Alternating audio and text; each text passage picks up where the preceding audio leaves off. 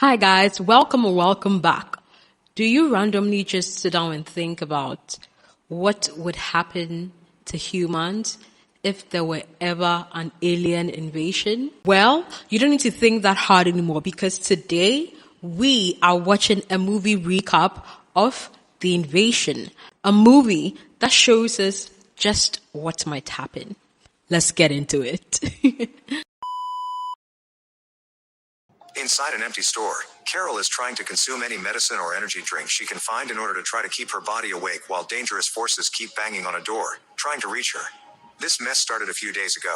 On its way back to Earth, a space shuttle suddenly explodes and its pieces scatter across many states in the USA. Soon all media outlets are covering the news, saying it's a sign of alien invasion. Most people become terrified and hesitate to touch the debris, but there are still lots of opportunists that sell what they can salvage on eBay. Tucker, head of the Center for Disease Control, arrives at one of the crash sites for inspection and learns that a piece of debris is laced with a mysterious organism that has the ability to withstand enormous levels of radiation. The organism can also multiply at a rapid rate, implying that it is from another planet. On his way out, Tucker accidentally touches a small piece of debris and receives a cut on his finger, but he doesn't think much of it and leaves. Later that evening, Tucker goes home, only to find his dog growling at him before ignoring him for no reason. I already don't feel good about that. When he goes to bed, Tucker's body starts sweating profusely and experiences an intense cellular condensation on the face, as if something has taken over him. Meanwhile, Tucker's ex-wife Carol hears her son Oliver screaming because of a nightmare. She immediately rushes to his room to wake him up and stays with him to comfort him for the rest of the night. The next morning, Carol gets a call from Tucker. I'm sorry, that was really scary. What? Is he dead? Was he moving? Is he dead or has he turned into an alien? Which is which? Let's watch and find out. Asking to see his son, which is not normal for him. Carol says no and hangs up. Oh, he's alive. Afterward, Carol drops Oliver at school and goes to her office, where she works as a psychiatrist. On her way there, she runs into her best friend Ben, who offers to give her a ride. Ooh. Ben is a doctor, and he shares with Carol. This best friend is really cute. Okay, back to the movie. Is that Nicole Kidman? Is that her name, Nicole Kidman? Is she Carol? Let me know in the comments. The fact that the government is hiding something serious from them, as all the researchers on the crash site have resigned.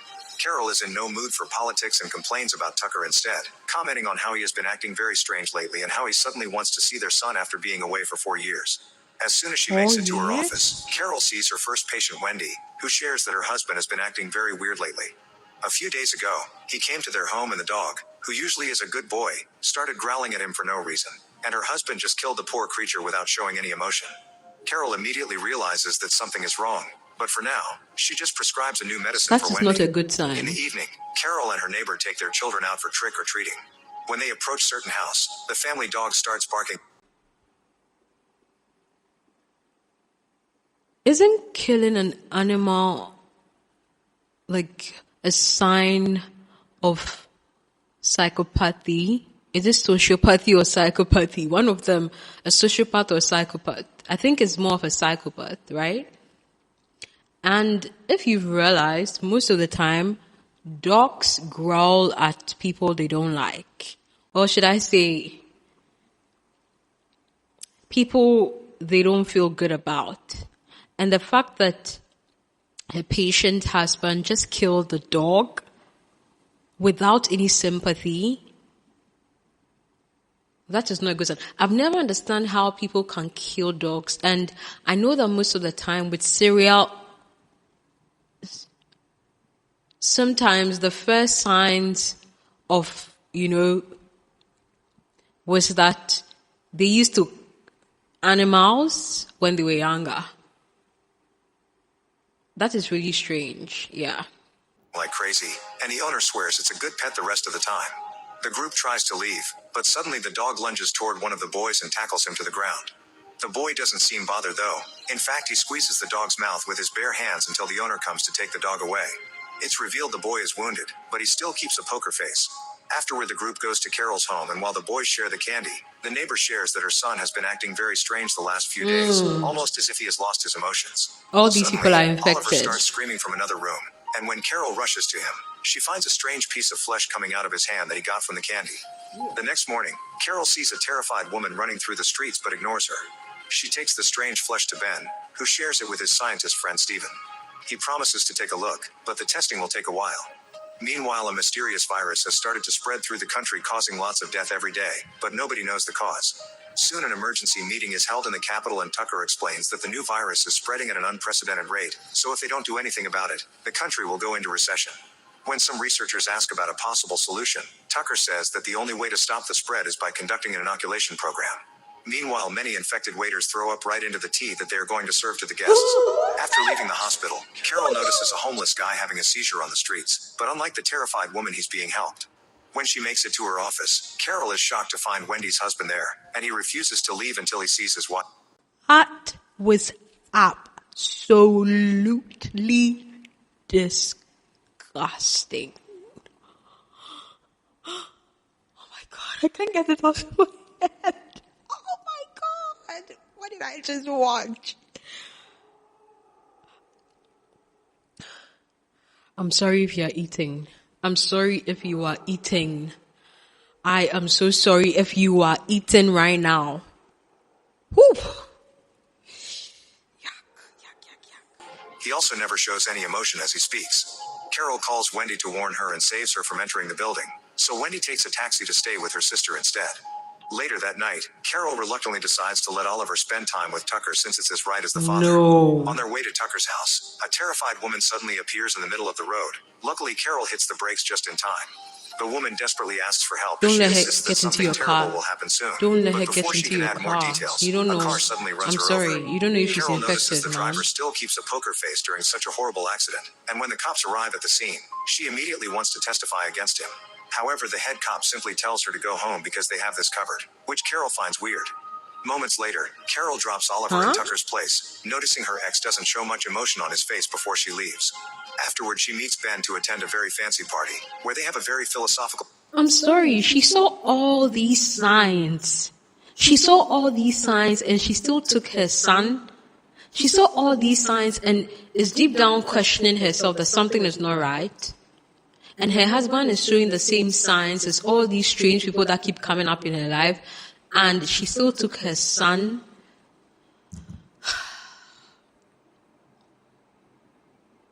The man has been out of his son's life for 4 years. Like, he's literally a real deadbeat. And all of a sudden, he wants to see his son. You go there and he's acting totally different. He's acting similar to the strange people that you've been encountering all week, all day. And you're just going to, like, leave your son there with a man who hasn't seen him in 4 years. I feel like the first meeting should have been a public meeting, maybe at a park or something. I know I may be reading too much into it because this is a movie, but, girl, that was a mistake. I feel it. That is a mistake. Conversation with diplomat Belize, his wife Ludmilla, and Dr. Yorish. After the party, Ben takes Carol home and tries to kiss her, but Carol soon breaks the kiss because she doesn't want to ruin their friendship. Once inside, Carol sends Oliver a...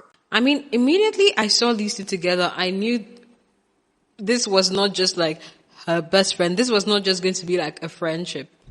Come on, we're all not blind. Like, are we surprised? No. Message and suddenly hears someone at the door. She only opens it a bit and finds a man asking questions for the census department, which doesn't make sense at this hour. Carol tries closing the door in his face, but the man puts his hand inside, triggering a struggle between the two of them. At last, Carol wins and locks the door, causing the man to go away. Meanwhile, Oliver gets to play with his friend Jean, who says his father is behaving weirdly, and Oliver thinks the same about his own. When he goes home, Oliver finds Tucker making a special drink for him. The next morning, Carol notices lots of people on the streets have blank stares on their faces, almost as if their soul has been taken away. When she reaches her office, she is shocked to learn that all her clients have canceled their appointments for the day. Carol tries to call Wendy, but her husband picks up, saying that everything is fine. This makes Carol think about all the things she's been seeing and realizes the virus is controlling people. She's now thinking about the Googling things some she's been information on seeing. it, she's suddenly startled by her secretary, who offers some tea. Before she can drink it, Carol gets a call from Ben, who informs her that the test... At least her secretary is smiling, but even her, she starts. I'm suspecting her. Let's continue watching. Results of the strange skin patch are ready. Carol immediately goes to the lab, where Stephen explains that the skin sample is made up of several molecular spores that take over the human brain during sleep and alter the genetic code, rendering a person unstable. This means that in order to prevent the deadly infection, they are forbidden from sleeping until they find a cure. At that moment, Ludmilla calls Ben to tell him that Yorish has been acting strangely. Wow. This causes the trio to immediately rush to his house, and Carol notices the long lines on the streets where people are waiting to get vaccinated against the new virus. When they make it to Yorish's, they find him in bed with his body going through a grotesque transformation.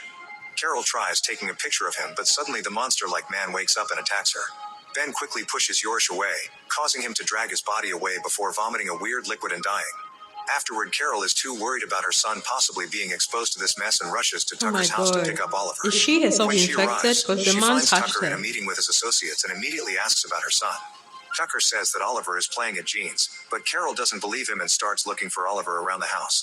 At that moment, the men from the meeting surround Carol, who gets scared and tries to run, but Tucker quickly tackles her to the ground and so infects her with creepy. his saliva. Fortunately, Carol manages to push him away and runs through the back door to escape.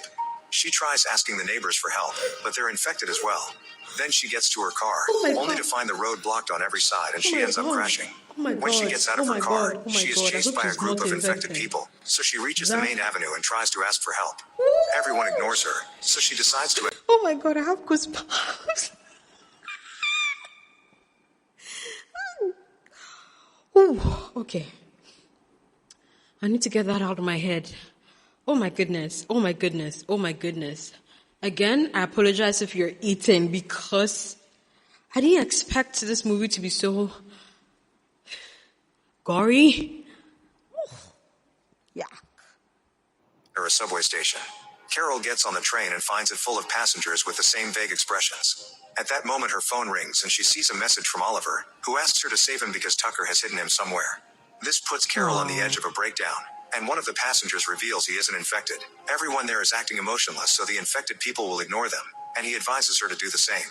Suddenly, a group of infected people enters the wagon, so Carol and the other sane passengers run to the end of the train and close the door. The infected ones press the emergency button to make the train stop before breaking down the door to start infecting the passengers. Oh my So goodness. Carol opens the back door and jumps off the wagon, escaping by running through the tunnel until she reaches the locker room of a station. There she finds a guard's gun, and when said guard approaches her, she gets... Like, couldn't they have come up with another concept for the movie of how people get infected? Do they have to be spitting on people? Huh? Do people have to be vomiting on people? Vomiting green substances on people? Do people have to be puking on people to get them infected? Oh, my goodness. See, they didn't consider people that may be eaten as they are watching the movie. Oh, my goodness. Too scared and shoots him by accident. Terrified, Carol drops the gun and crosses the station, keeping a poker face to pretend to be infected. When she makes it back to the street, she watches some cops catching the uninfected citizens to force them to take the vaccine, which is actually Tucker's trick to pass the virus to everyone. At that moment, an uninfected cop notices the sweat on Carol's face and tells her to go away quickly because the sweat will give her away. Carol starts walking away and bumps into her neighbor, who offers the shot to her. Luckily, Carol's acting convinces her that she's already gotten the vaccine. Afterward, Carol goes to Tucker's house, only to find it empty. She leaves a message for Oliver before going out again, and she finds a bunch of people watching a couple end things for themselves. Carol makes sure not to react and keeps going until she reaches the Belize mansion, where Ben and Stephen are still conducting some tests. Wait, did we just see people themselves? Like, did that man just throw someone on the building? Wait, I need to go back and watch that. Huh? Empty. She leaves a message for Oliver before going out again, and she finds a bunch of people watching a couple end things for themselves. Carol makes sure not to react and keeps going until she reaches the Belize mansion, where Ben and Stephen are still conducting some tests. After a bit of discussion, Ben decides to help Carol find her son while Stephen and his assistant prepare to travel to Fort Detrick in Maryland to find a cure for the virus. They also decide to stay awake, fearing that they might have been infected if they fall asleep. At that moment, Belize comes back and Ludmilla receives him with a hug, but Belize gets infected and worried about potential intruders, so he lets a bunch of guards get inside. Luckily, Carol and the others see this on the security cameras and escape through the back door. When they reach the streets, they notice Wendy being forcefully taken away by infected cops. She tries fighting against them, yelling that she slept yet she was still okay, but the cops knock her out anyway. After the group splits, Carol and Ben chat about Wendy's words and deduce that Wendy has somehow developed an immunity to the virus. Then the duo finds a dead cop on the ground, so they steal his car and go to Carol's office, where they begin searching through Wendy's medical profile. Ben finds out that Wendy was suffering from a brain illness called encephalitis, and that's why she's immune. The virus only tends to attack healthy brains so that it can feed and multiply its number. Ben calls Stephen at the lab to give him this new information, while Carol gets another text from Oliver mentioning that he's being held at his grandmother's home in Baltimore. Scared, Carol confesses to Ben that she has already been infected with the virus, but Ben promises that everything will be alright. Afterward, Ben drives like a maniac to... Oh, I get it now. So even if the infected people puke on you and infect you, if you do not sleep, the virus is not activated in you. I get it now. Yeah, because with all the encounters she's had, by all means, by now she's already infected. But the virus is not taking effect, or it's not affecting her because she hasn't yet slept. I get it. Because, yeah, her ex-husband's puke was a lot. Like, he really puked on her. Oh, my goodness. Yuck. The city, crossing blocked roads until he has no choice but to let Carol go so the police will chase him instead. Carol continues on foot, and when a cop stops her, she presents her ID with a poker face and is allowed to leave. Eventually, Carol reaches the station and boards the train to Baltimore, where she hides in the bathroom. The lack of sleep is starting to take its toll on her, and she starts having visions, like seeing a second self in the mirror that wants to attack her. She wakes up just in time, and after washing away a piece of that strange flesh, she opens the door to find Gene, who explains he lost his family and now he's part of hers. He keeps asking her to sleep, and Carol pretends she'll do exactly that, but in private. Once the train reaches Baltimore, Gene checks on her again and finds her removing more flesh pieces from her body, so he stays suspicious. Tucker comes to escort Carol and Gene to his mother's place, believing Carol's emotionless act. Oliver isn't around, but Carol continues to act around the family, and when she gets a call from Ben, she talks in code pretending it's her secretary. When Tucker finally leaves for work, Carol uses the opportunity to search the house and finally finds Oliver in a room. The two of them hesitate at first, but once Carol says a couple of emotional words to confirm she's fine, they reunite with a hug. Oliver mentions that he's been sleeping every day but still hasn't transformed, and Carol realizes the medications for his sleeping disorder have made him immune. Suddenly, Gene catches them red-handed, but Carol easily pushes him away and rushes out with her son. On their way out, Tucker sees them through the window and immediately goes after them, starting a chase through the streets. Oliver finds a broken window in an abandoned warehouse and they hide there, but Tucker comes inside too. While he monologues like a bad villain, Carol tries to sneak to the door, but Tucker catches her from behind and tries to knock her out. Oliver cuts in and hits his dad with a metal tool, so Tucker captures him instead. This gives Carol the chance to hit him on the head and knock him out, allowing them to escape. I mean, why am I shocked? He hasn't seen his son for 4 years, and I am so sure that even if he wasn't infected, he would still be heartless towards his son. I'm sorry, but deadbeats deserve no sympathy. Really? He was about to kill his son? I don't care if he's infected or not. I do not care. Afterward, Carol and Oliver hide inside an empty department store. Carol searches the medicine section and finds an injection, which she shows to Oliver as she explains she wants him to inject her heart with it if she ever falls asleep. Then they go looking for some food and Carol gets a call from Ben, who learns about their location and promises to pick them up soon. While his mother's busy on the call, Oliver slowly approaches a door with blood splattered nearby, but luckily Carol stops him before he can open it. Instead, she goes inside herself and finds multiple people on the ground going through the transformation. Goodness. The group includes a cop, so Carol very carefully comes closer to take his gun before rushing outside and locking the door, telling Oliver to stay away from it. Hours start to pass while they wait for Ben, and while Oliver sleeps, Carol desperately searches for anything she can use to stay awake, going back to the beginning of the story. Unfortunately, this isn't enough and Carol falls asleep anyway. My goodness. Eventually, the infected people inside the room wake up and begin hitting the door as they try to get out. Goodness. The noise wakes Oliver up and he discovers her mother has fallen asleep, so he immediately injects her with a syringe, which wakes her up and cancels the transformation just in time. Then Carol washes the weird flesh off her face and leaves the bathroom to discover Ben has finally arrived. She rushes to hug him, only to realize he's been infected too. Carol backs away as Ben invites Carol to join the new society that will have no crime, hate, or discrimination. A terrified Carol points her gun at him, but Ben still opens the door and lets out all of the other infected people before mentioning that they hate immunity as he points at Oliver. The group tries to capture the child, so Carol begins shooting quickly, killing them one by one. However, she can't bring herself to kill Ben, so she just shoots him in the leg and runs away with girl, Oliver. no. Outside, That was they your take first Ben's car to mistake. escape. While That Carol was your drives first like crazy, mistake. she gets a call from Steven, who gives her an address where a helicopter will be waiting for them. When she reaches the main street, she finds herself surrounded by cars and she crashes, How sure is she causing her that to lose consciousness. the pilot Lots of the infected people helicopter now is surround not the car, and infected? Oliver locks the doors Oh my before goodness. shaking Carol until she wakes up. A man manages to break a window, but before he can infect them, Carol speeds up and pushes the people away to escape. There are still a few crazy ones hanging on the roof of the Yes, car, they are so Carol drives like a crazy. maniac and hits things on purpose to make them fall. There are also police cars hitting hers until they make her crash, sending the last few attackers flying against a shop window. Luckily, the car is fine and Carol keeps driving while getting directions from Steven through the phone. An affected man throws a Molotov bomb at her car, but Carol still drives with the vehicle on fire, not stopping until they make it to the parking lot of the right building. The car crashes against a pillar, so Carol and Oliver go out and run to the A elevator, mother will where they're really do almost reached by the enemy. anything for her They child. hit them and push them away, allowing for Ooh, the I doors to felt close. that. I The felt duo that. finally makes it to the roof, That where looks Steven and his army painful. buddies rescue them in a helicopter. Oh my God, I hope they are not Sometime later, infected. scientists outside the USA have finally created a vaccine, and thanks to it, the alien virus has been eradicated from the entire world, allowing life to be normal again. As the main scientist behind the was quick. vaccine, Steven explains to the press that the vaccinated people will have no memories of the earlier events. Meanwhile, Carol has adopted Jean and she is now in a relationship with Ben.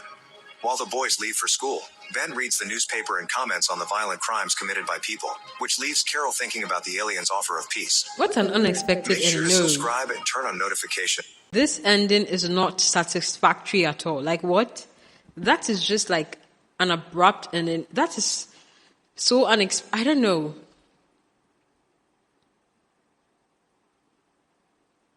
Like this is the first alien movie I've watched, like, or whatever invasion movie I've watched that has this sort of ending. You know, like the world was cured again. I don't know. It just feels, and the fact that all those that have now been vaccinated or cured will not remember their deeds, leaving the people that were never infected to remember. Like, that is just haunting for the people that were never infected. Like, really? Are they supposed to keep that secret forever? So now they seem crazy. If they start talking about how a time came when people were infected and did crazy things, now the people that were never infected will look crazy when they are telling their stories. Huh? How is this fair? No, I'm not satisfied with this ending at all. Guys, let me know your thoughts in the comments. If you've watched the full movie, let us know if there is any particularly important thing that this recap may have missed, you know? Would like to know, because some of us don't have time to watch full movies. So we'd love for you to educate us and to, you know, teach us. Yeah. Guys, if you enjoyed this watch party with me, please do like the video and share your thoughts in the comment. Please don't forget to subscribe. Bye, guys.